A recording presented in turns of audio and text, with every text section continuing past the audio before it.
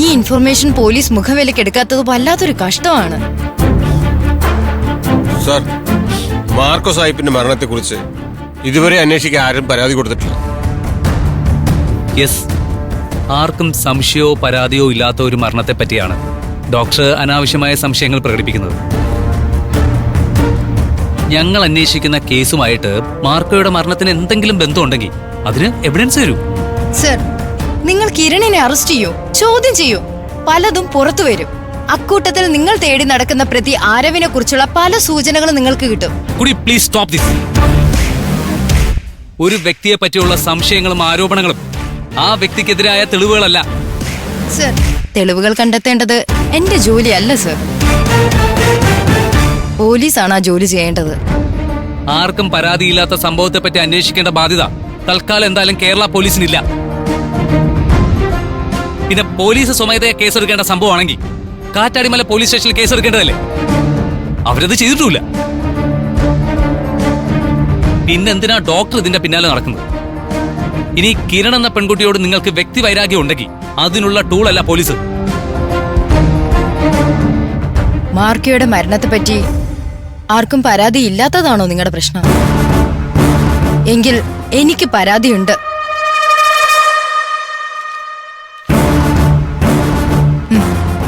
ഇതാ പരാതി. ആരും ഇതുവരെ നൽകാത്ത പരാതി ഞാൻ തന്നിരിക്കുന്നു. മാർക്കോ എന്റെ ഫ്രണ്ടാണ്. ആ ഫ്രണ്ടിന്റെ മരണവുമായി ബന്ധമുള്ളവർ ഈ സിറ്റിയിലുണ്ട്. പോലീസ് ഈ കേസ് അന്വേഷിക്കണം. ഇതാ.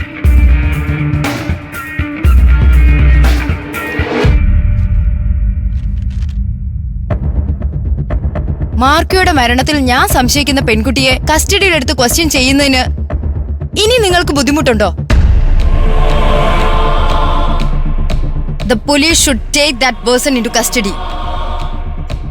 ഞാനത് പ്രതീക്ഷിക്കുന്നു. Thank you sir. സർ, ഈ പരാതി നമുക്ക് കുരുക്കാവൂ. കിരണിനെ അറസ്റ്റ് ചെയ്ത് ചോദ്യം ചെയ്യേണ്ടി വരുമോ? എല്ലാവരും കൂടി എന്നെ വട്ട് പിടിപ്പിക്കാണോ? ആദ്യം ആരവിന്റെ അറസ്റ്റ്, അത് കഴിഞ്ഞാവാം തെളിവും സാക്ഷിയില്ലാത്ത ഈ പരാതി. സർ, ഈ പരാതി ഗൗരവമായിട്ട് എടുക്കായിരുന്നു. എടോ, ഒരാളെ അറസ്റ്റ് ചെയ്യാൻ നമുക്ക് വളരെ എളുപ്പമാണ്. പക്ഷെ ആ വ്യക്തി നിരപരാധിയാണെങ്കിൽ അതുകൊണ്ടുണ്ടാവുന്ന ഡാമേജ് മാറ്റാൻ നമുക്ക് പറ്റുമോ?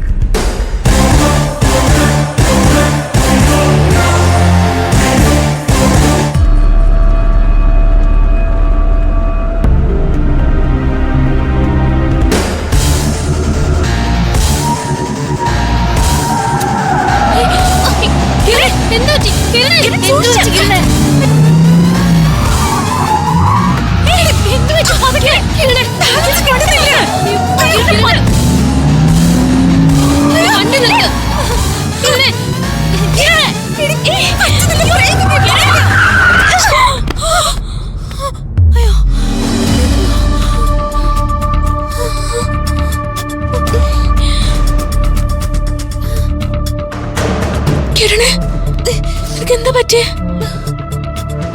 എന്റെ മനസ്സെവിടെ ഇല്ലേ? വണ്ടി പോസ്റ്റ് പീഡിച്ചേനെ. ഭാഗ്യം അതാ വണ്ടി ആക്സിഡന്റ് ആവാതിരുന്നേ.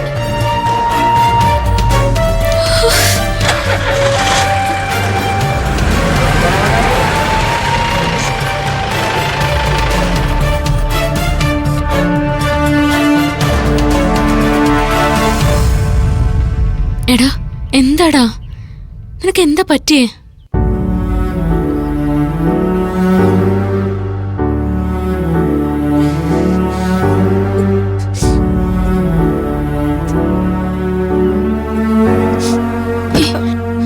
കിരണേ,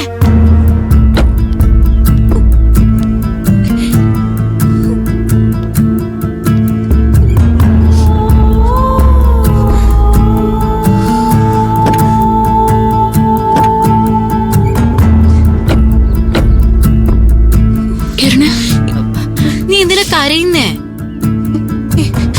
വെറുതെ പലതോർത്തപ്പോ മനസ്സിന് വല്ലാത്തൊരു വേദന തോന്നി. ഞാൻ കരഞ്ഞതല്ല, അറിയാതെ കണ്ണു നിറഞ്ഞു പോയതാ. അനുവിനെ ആരവിനെയും കുറിച്ച് ഓർത്തിട്ടാണ് നീ കരഞ്ഞത്? അതോ മറ്റെന്തെങ്കിലും പ്രശ്നമുണ്ടോ? അവരെ കുറിച്ചല്ലാതെ ഈ സമയത്ത് ഞാൻ ആരെ കുറിച്ച് ഓർക്കേണ്ടത്? രണ്ടുപേരും കൂടെ തനിച്ചല്ലേ പോയിരിക്കുന്നെ. മുന്നും പിന്നും ആലോചിക്കാതുള്ള എടുത്തുചാട്ടമായി പോയി. ഒരു വാക്ക് നമ്മളോട് അവൾ ആലോചിച്ചിരുന്നെങ്കിൽ ഈ വിഷമങ്ങൾ ഒന്നും ഉണ്ടാവില്ലായിരുന്നു.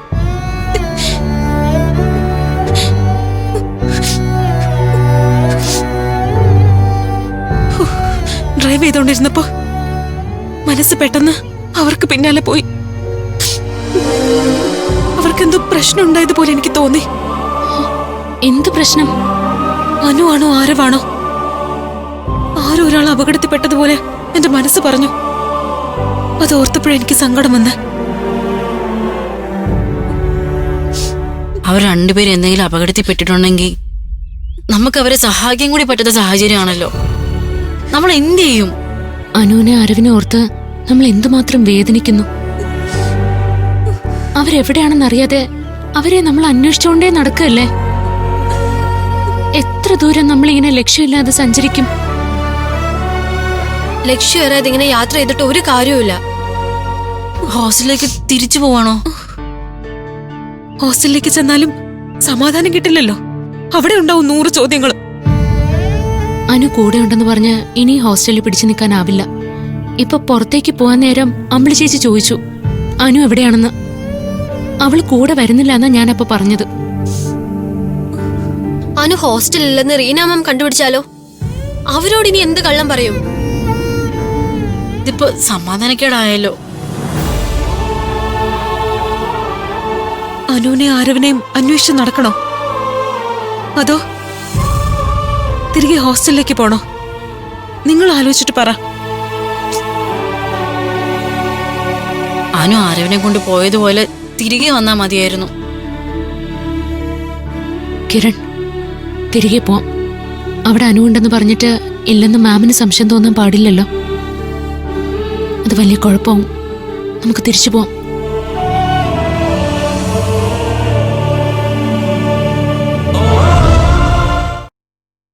എന്നെ ധിക്കരിച്ച് നീ പോടി. അമ്മ, എനിക്ക് പോണം.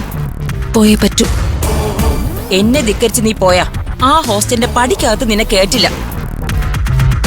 നിനക്കവിടെ താമസം മാത്രമാ പറഞ്ഞിരിക്കുന്നെ. അതിനുള്ള പണം കൊടുക്കുന്നത് ഞാനാ. നിന്റെ വാർഡൻ ഞാൻ പറയുന്നത് അനുസരിക്കേണ്ടി വരും. അമ്മ, എനിക്ക് പരീക്ഷയുണ്ട്. ഇന്ന് തന്നെ പുറപ്പെട്ടാലേ നാളെ എക്സാം എഴുതാൻ പറ്റൂ. നീ എന്തു പറഞ്ഞാലും നിന്നെ ഇപ്പൊ അങ്ങോട്ട് വിടാൻ ഞാൻ ഉദ്ദേശിക്കുന്നില്ല.